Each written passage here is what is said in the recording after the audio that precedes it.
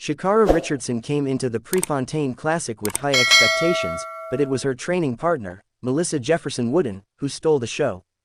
Jefferson-Wooden burst out of the blocks, fast and fearless, showing the world what she's capable of. In a race packed with talent, it was Jefferson-Wooden who held her composure and her lead, crossing the line first in 10.75 seconds. Just behind her, St. Lucia's Julian Alfred ran a strong race at 10.77, finishing second, while Ivory Coast's Marie-Josée Toulouse-Smith grabbed third in 10.90. It wasn't the day Sha'Carri Richardson envisioned.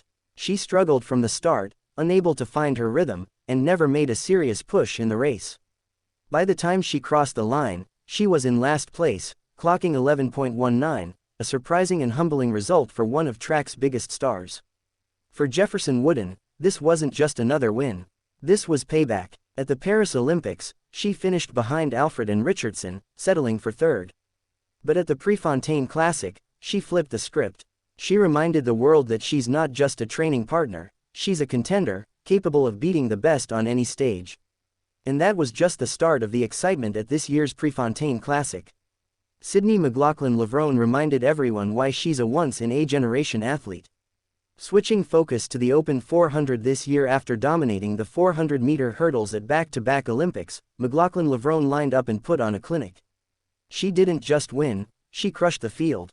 Her season best time of 49.43 was the sixth fastest in the world this year, a stunning performance even though she herself wasn't fully satisfied with it. Speaking to NBC after the race, she said, "Not my best work, honestly. This is a great indicator for us moving forward. A lot to work on, a lot to go and look back at, but grateful for the win. That's the mind of a champion. Even in victory, she sees room to grow." Botswana's Letsile Tebogo kept his hot streak going in the men's 200 meters. Running out of lane 7, he stayed with the pack around the curve, but sure, here's a revised, even more natural and flowing speech-style version of the article for you. Sha'Carri Richardson, the face of American sprinting, came to the Prefontaine Classic with big expectations. But sometimes, track and field delivers surprises no one saw coming. It wasn't Richardson who crossed the line first in the women's 100 meters. Instead, it was her training partner, Jefferson-Wooden, who pulled off a stunning upset. Jefferson-Wooden exploded out of the blocks, took the lead early, and never let go.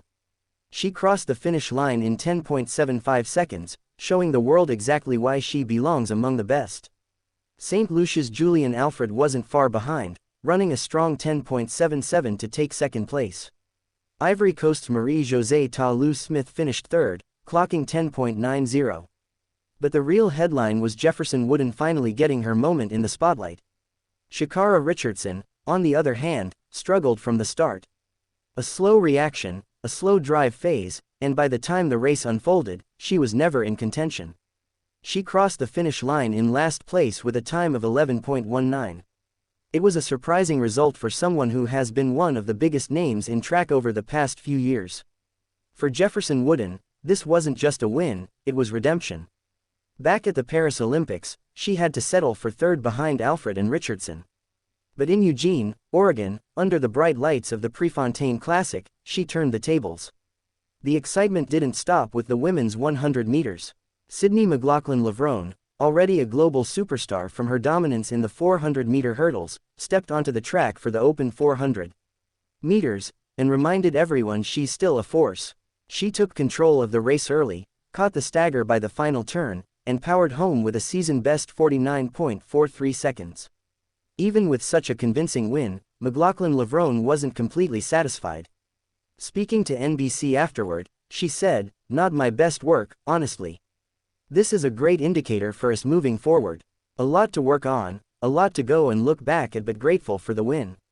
That's the mindset of a champion, always chasing something more." In the men's 200 meters, Botswana's Letsile Tebogo showed why he's one of the brightest young stars in track and field. Coming off his historic gold medal at the Paris Olympics, Tebogo once again proved his world-class talent.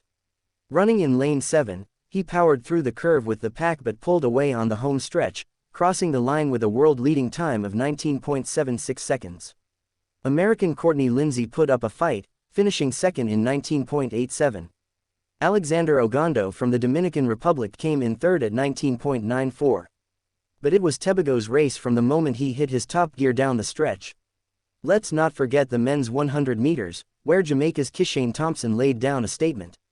The Olympic silver medalist got out strong, created daylight by the halfway mark, and finished with a winning time of 9.85. Fast, controlled, and confident. Britain's Zarnell Hughes placed second in 9.91, while American Trayvon Bromell finished third in 9.94. Thompson came into this race already holding the year's fastest 100-meter time, 9.75, and after a narrow loss to Noah Lyles in Paris, this was a powerful way to remind the world that he's not done yet. The distance races brought their own kind of history.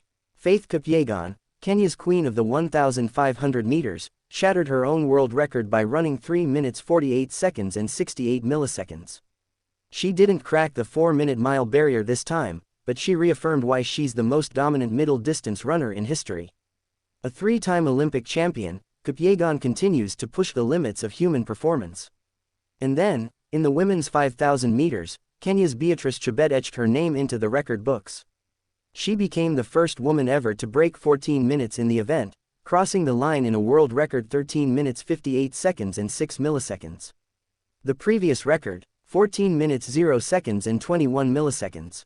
Chebet didn't just beat it, she crushed it. What we witnessed at the 2025 Prefontaine Classic wasn't just a track meet. It was a statement, athletes rising to the moment, champions defending their crowns, new stars claiming their place on the stage. Melissa Jefferson-Wooden proved that hard work and resilience pay off, even when you're running alongside one of the sport's biggest names every day in practice.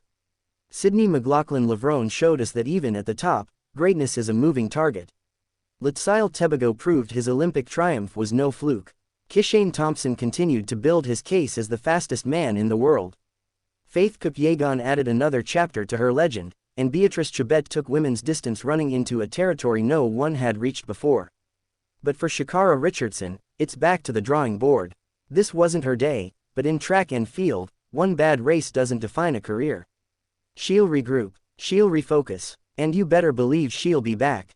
The 2025 season still has plenty of races ahead, and the storylines are only heating up. Will Jefferson-Wooden continue to build on this breakthrough? Can McLaughlin-Levrone take the Open 400 even further? Will Tebogo and Thompson trade wins all season long? And when Richardson returns, how will she respond? The answers will come on the track. Because track and field doesn't wait. Every race is a new test. Every start line is a clean slate. The Prefontaine Classic gave us drama, heartbreak, redemption, and record-breaking brilliance. And with Paris still fresh in our memories and the World Championships on the horizon, these athletes are only getting started.